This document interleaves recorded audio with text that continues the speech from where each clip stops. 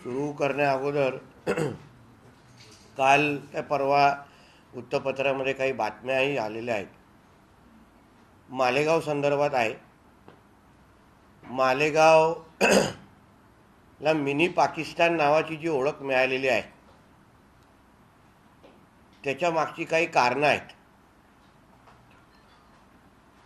आम्हाला मिळालेल्या माहितीनुसार या संदर्भात काल आदरणीय देवेंद्र फडणवीस साहेबांची पण ह्या संबंधित बैठक झालेली आहे. मालेगावमध्ये एका वर्षामध्ये 300 कोटीची वीज चोरी होते. म्हणजे 300 कोटीची जी वीज चोरी होते आणि जी चोरी केलेली वीज आहे त्या संबंधित MSEBचे जे अधिकारी असो, पोलीस अधिकारी असो, ते साधारण त्या वीज चोरी संदर्भात त्या मोहल्ल्यांमध्ये प्रश्न पण विचारला जाऊ शकत नाही, रिकव्हरी करायला जाऊ शकत नाही. एवढी दहशत त्या संबंधित मोहल्ल्यांमध्ये या जिहादी लोकांनी तयार केलेली आहे. आणि हा जो काय 300 कोटीचा जो काय पैसा आहे तो परत त्या अर्थकारणासाठी वापरला जातो. आणि हा सगळ्याचा सगळा पैसा हा लव जिहाद, लँड जिहाद आणि दहशतवादी कार्यक्रमांसाठी वापरला जातो. अशा पद्धतीचे काही माहिती काल आदरणीय देवेंद्र फडणवीसांकडे आम्ही दिलेली आहे.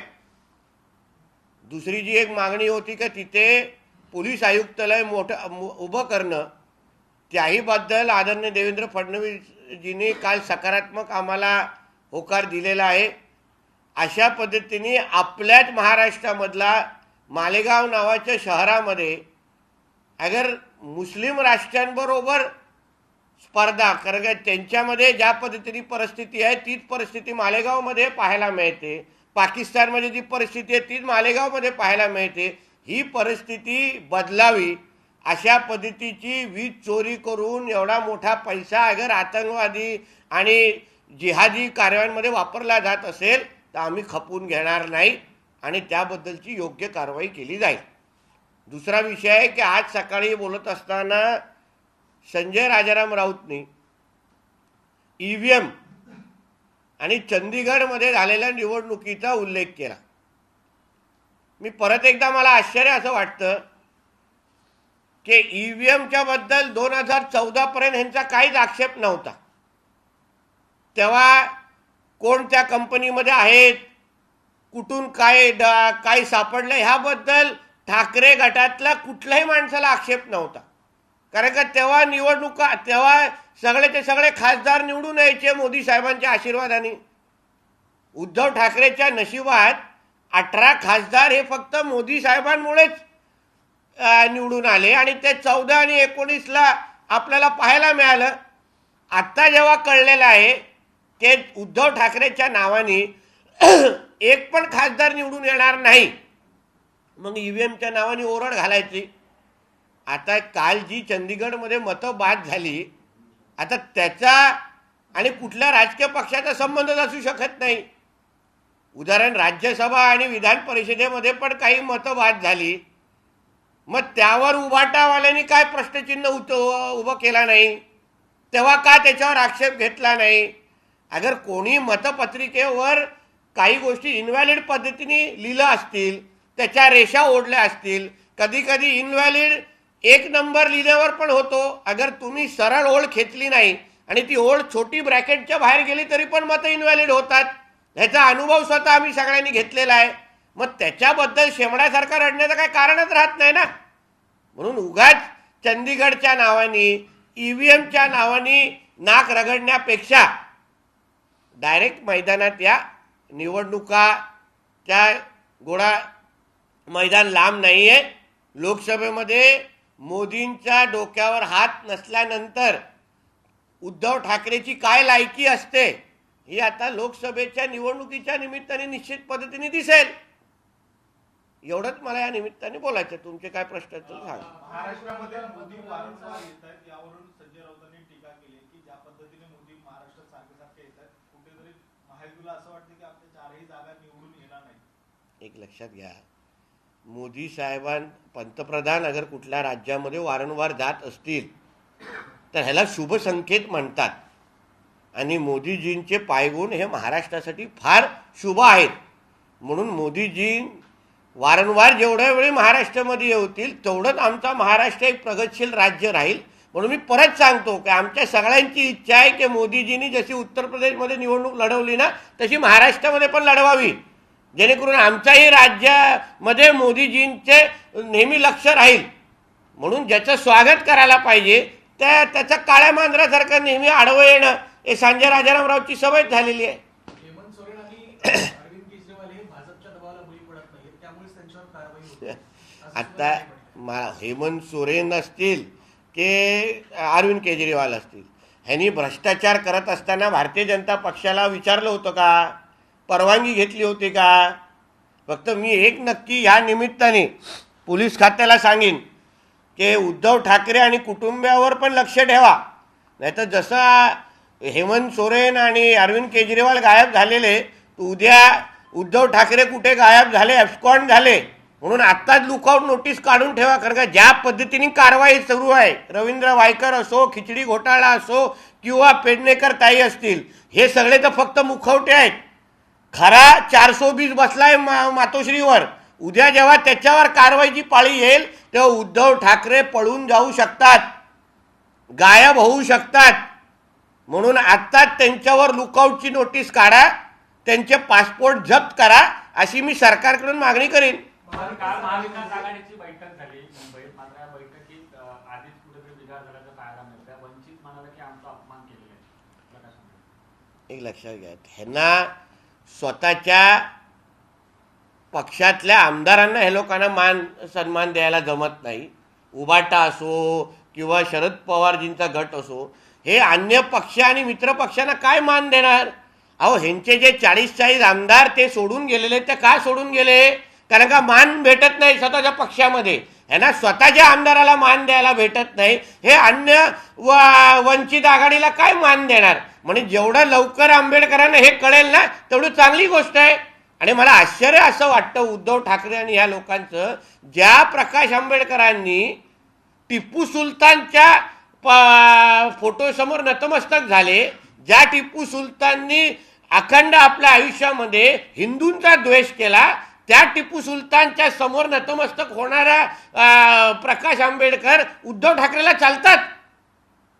कुठे गेलं उद्धव ठाकरेचं हिंदुत्व? मग ज्या औरंगजेबच्या कबरी समोर नतमस्तक होणारे हे प्रकाश आंबेडकर उद्धव ठाकरेंना चालतात. ही का ह्यांची हिंदुत्वाची नवीन व्याख्यान झाली का? ह्याचं उत्तर जरा उद्धव ठाकरेंनी आपल्या भाषणात द्यावं कधीतरी. रत्नागिरीचे खासदार विनायक राऊत यांनी असं म्हटलंय की एकनाथ शिंदेंनी आपल्या काही दलालांच्या माध्यमातून जरांगेंना फसवलं आणि हे आंदोलन खोट्या पद्धतीने घेण्यास त्यांना भाग पाडलंय. मला आश्चर्य का वाटत नाही, कारण का विनायक राऊत हा मुळातच दलाल आहे. म्हणून दलालांची भाषा विनायक राऊताला चांगल्या पद्धतीने समजते आणि त्याला वाटतं की जसं तो दलाली करून खासदारकी अजूनपर्यंत टिकवली आहे तसे सगळेच दलाल आहेत. म्हणून विनायक राऊतांचे ह्या वक्त्यावर मला आश्चर्य वाटत नाही. लोकसभेच्या जागांना घेऊन महाविकास आघाडीमध्ये कुठेतरी धुसफूस हे असं समोर होत आहे. कुठेतरी 8 जागांवरून महाविकास आघाडीमध्ये धुसफूस आहे. मी एक तुम्हाला आज सांगतो, महाविकास आघाडी नावाचा पोपट मेलेला आहे. हे लोक फक्त बाहेर येऊन जाहीर करत नाही आहेत, उगाच आव आणतायत. आतमध्ये अक्षरशः कपडे फाडण्यापर्यंत भांडणं चालतात, फर्निचर पण एक दुसऱ्याला मारत असतील. फक्त बाहेर येऊन तुम्हाला नुसतं एकत्र पत्रकार परिषद दाखवतात. शेवटी महाविकास आघाडी नावाच्या जे काय हे एकत्र आलेले त्या नावाला भावपूर्ण श्रद्धांजली हे लोकांनी आतमध्ये वाहिलेली आहे. म्हणून उगाच हे लोकांना जास्त गांभीर्याने घेऊ नका असं तुम्हाला विनंती आहे. बघा, त्या संबंधित मी 4 दिवसा अगोदरच सेशन कोर्टात गेलेलो आहे. आज त्याची नेमकं तारीख आहे, म्हणून सेशन कोर्टात काय होतं हे तुम्हाला मी माहिती देईल. पोलिसांकडे सीबीआयने एक अहवाल दाखल केला, त्यामध्ये असं म्हटलंय की परमवीर सिंह यांच्या विरोधात जो काही गुन्हा दाखल करण्यात आला होता तो पुरेसा पुरावे आढळलेली नाहीत आणि ही केस बंद करण्यात आली असं नाही, मला अशी माहिती नाही आहे, त्याबद्दल माहिती घेऊन बोलू शकतो. नारायण पाटील यांनी पुन्हा एकदा अल्टिमेट दिलेलं आहे, ज्या पद्धतीने राजपत्र काढण्यात आलं ते 10 दिवसामध्ये अंमलबजावणी करा. मला असं वाटतं तो विषय आदरणीय मुख्यमंत्री हाताळत आहेत, ते याबद्दल योग्य ते माहिती देतील. नारायण राणे आता म्हणताय की मराठा आणि कुणबी वेगवेगळं आहे, मात्र जेव्हा त्यांच्या अध्यक्षतेखाली समिती होती त्यावेळी त्यांनी अहवालात म्हटलं होतं की मराठा आणि कुणबी नितेश राणे एवढा राजकीय उंचीचा पोचला नाही की ते नारायण राणे साहेबांसाठी उत्तर देतील. म्हणून राणे साहेबांची प्रश्न तुम्ही राणे साहेबांना विचारावा असं मला तुम्हाला विनंती आहे. अजय चौधरींनी असा दावा केलाय कोणी? अजय चौधरी हां, त्यांनी असा दावा केलाय की ते पण दावे करतात ते. मुख्यमंत्री एकनाथ शिंदे यांनी अजित पवार यांना सूचना केल्या आहेत की ठाकरे गटाच्या आमदारांचा निधी थांबावा, त्यांना निधी नको द्यायला. मग अजित चौधरी मला वाटलं की आपल्या शिवडीचे आमदार आहेत, मंत्रालयामध्ये हाऊसकीपिंग करतात, हे मला कळलं नव्हतं. म्हणून अजय चौधरीजींना सांगेन की तुम्ही आपल्या स्वतःच्या मतदारसंघावर लक्ष ठेवा, कारण का उद्धव ठाकरेच्या मुलाचं तुमच्या मतदारसंघावर लक्ष आहे आणि काही महिन्यामध्ये तुमची आमदारकी आदित्य ठाकरे लढवणार आहे एवढं नक्की झालेलं आहे. 700 तास चौकशी झाली, किती? 700 तास चौकशी झाली तरी आम्ही तयार आहोत. एक तर श्रीमान घोटाळे शिंदे गटात आहेत, नाहीतर भाजपात आहेत, असं संजय राऊत म्हणतात. बघा, तुम्ही 700 तास त्याची चौकशी करा की 7000 तास करा, आणि त्या चौकशीबद्दल तुम्ही कितीही आव आणा, शेवटी संदीप राजाराम राऊत असो, तुझी मुलगी असो आणि तू स्वतः लवकरच तुला आर्थर जेलमध्ये एकत्र खिचडी खात असताना दिसणार, फॅमिली डिनर सारखं. म्हणून कितीही बोल, तुझ्या आतमध्ये जाणं अटळ आहे. नितिन जी, आपने मालेगांव का जिक्र किया. मालेगांव में जिस तरीके से जिहादियों के हौसले दिन ब दिन बुलंद होते जा रहे हैं, तो आपने कहा कि बिजली जो चोरी का मामला जो है सबसे ज्यादा मालेगांव में, क्या? देखिए, मालेगांव को मिनी पाकिस्तान बोलने का कोई कारण है. इसका सबसे बड़ा कारण ऐसा है, जो हम इसके बारे में कल हमने डिप्टी सीएम देवेंद्र जी के साथ भी कुछ लोगों ने मुलाकात की. वहाँ उन्होंने ऐसा इन्फॉर्मेशन दिया है कि मालेगांव में एक साल में 300 करोड़ की बिजली की चोरी होती है, और ये जो पैसा जो उसके माध्यम से कमाया जाता है वो ये जिहादी जो मालेगांव में रहते हैं वो लव जिहाद, लैंड जिहाद और हिंदुओं के खिलाफ जो कोई अलग अलग कार्रवाइयाँ होती हैं उसके खिलाफ इस्तेमाल किया जाता है. उसके लिए 300 करोड़ का घोटाला होता है.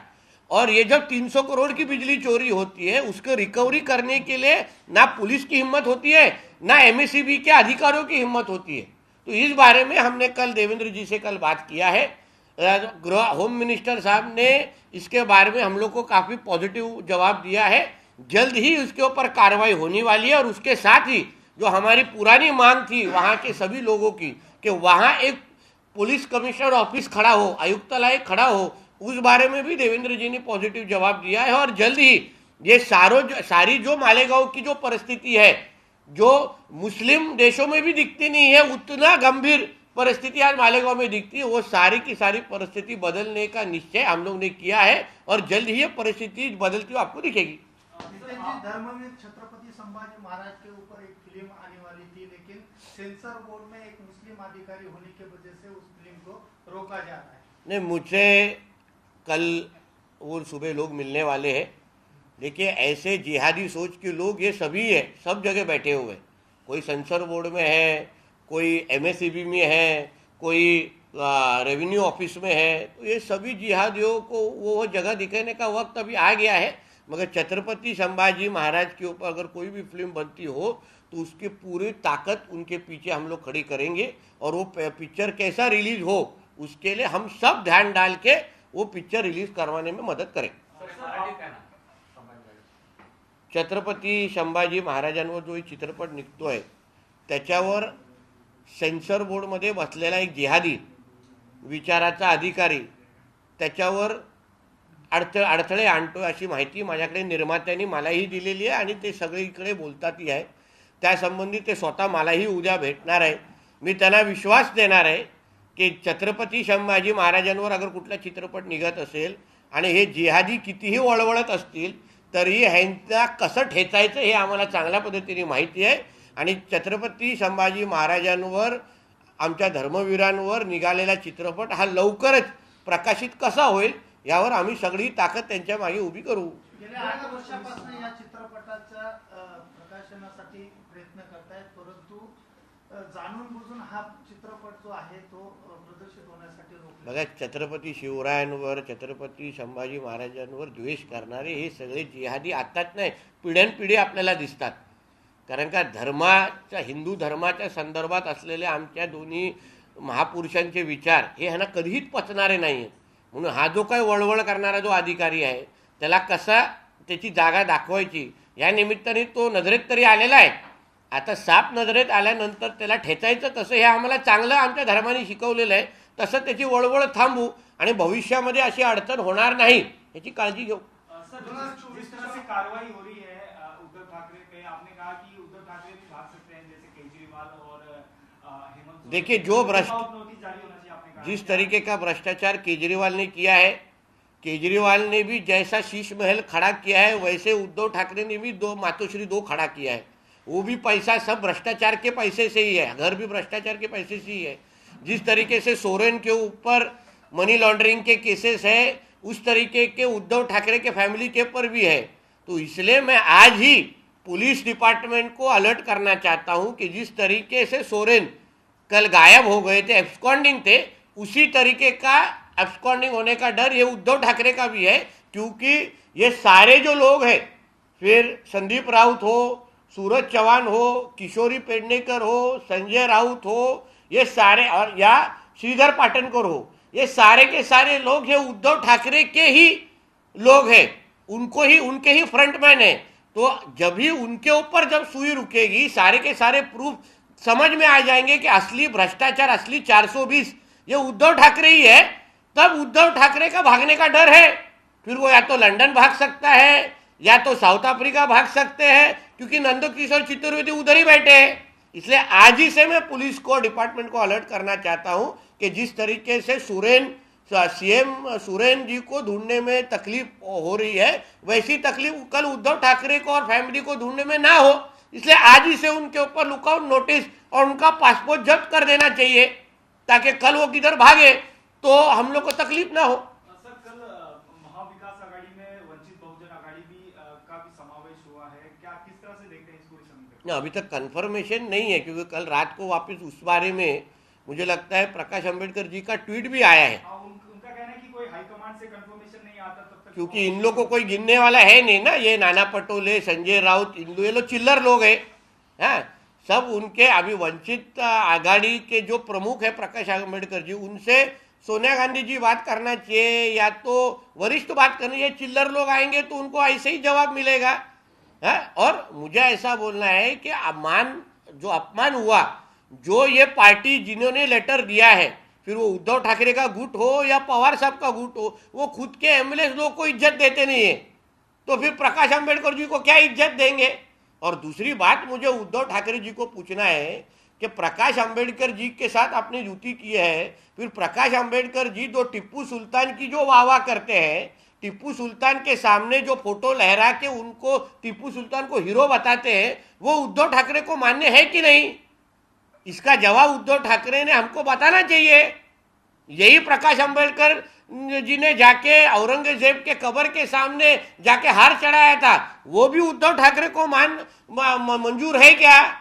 ये सारे जवाब, क्योंकि उद्धव ठाकरे हिंदुत्व की भाषा करते हैं, ये सारे जवाब उन्होंने देने चाहिए हमको. 2024च्या लोकसभेसाठी भाजपकडे 2 फॉर्म्युला आहेत, एक मनसुखभाई आणि दुसरा चंदीगड फॉर्म्युला. संजय राऊतांनी टीका केली. असं आहे की है ना, 2014 आणि 19चे फॉर्म्युले आमचे पचले या संजय राजाराम राऊत आणि त्याच्या मालकाला. जेव्हा तुमचे खासदार मोदीजींच्या नावाने निवडून येत होते फोटो लावून, तेव्हा तुम्हाला मोदीजींचा फॉर्म्युला चालला. आता जेव्हा लायकी दिसण्याची वेळ आली की उद्धव ठाकरेच्या नावाने एक ग्रामपंचायतचा सदस्य पण निवडून येणार नाही, तेव्हा मग तुम्हाला हे वेगवेगळे फॉर्म्युले दिसले.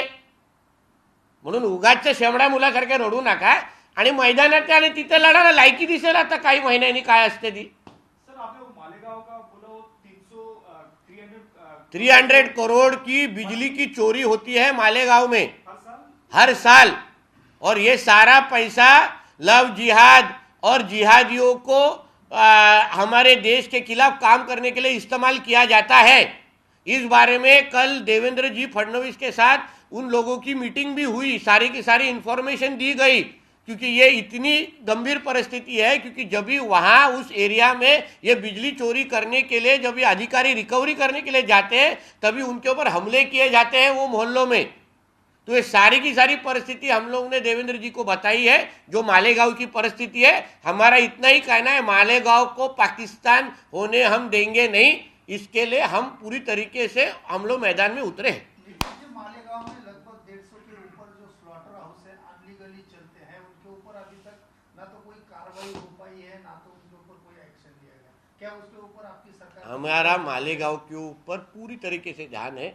मालेगांव हमारे हिंदू राष्ट्र एक भाग है, जगह है। मालेगांव को हम मिनी पाकिस्तान होने देंगे नहीं, वो लोग कितना भी कोशिश करें जिहादी, हम मालेगांव को हमारा हिंदू राष्ट्र ही बनाएंगे। वहाँ आपको जय श्री राम के ही नारे सुनाई देंगे, अल्लाह अकबर के नारे सुनाई देंगे नहीं। धन्यवाद।